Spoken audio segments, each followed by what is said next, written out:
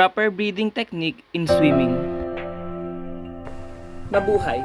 I am Shandal Antone from Class 1-1 and I am going to explain to you the process of proper breathing technique in swimming. First thing to do is to find a swimming pool and go to the shallow part area where you can crouch, and from there you can start practicing the proper breathing technique in swimming. The first tip is blowing bubbles. It may help you to improve your breathing technique.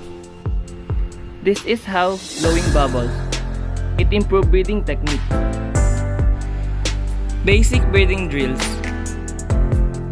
There are 6 breathing drills which may help you to achieve your goal easier. Drill number 1. In shallow water, hold your breath then crouch down so that your head gets underwater. Hold for some seconds, then come back. Drill number 2.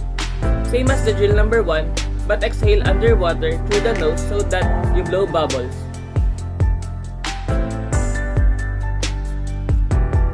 Next is drill number 3. Same as drill number 2, but what you need to do now is to blow bubbles both out of your nose and mouth. Drill number 4. In shallow water, crouch down so that the water surface is between your nose and your mouth. This is the drill number 4. Second to the last drill. Drill number 5.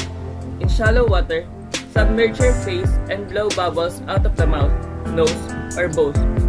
Then grab the border of the pool and try to get into a horizontal position, face down, while still blowing air out of the mouth and nose. Lastly, drill number 6.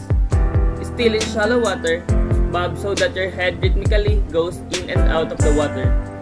Exhale while your head is submerged and inhale while your head is immersed.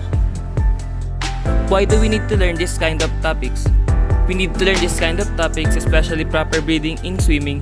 The reason for this circumstance is to prevent incidents like drowning in the deep waters of the pool, and in case there is a person who is drowning, maybe it can help you on how to save a person's life by knowing these techniques.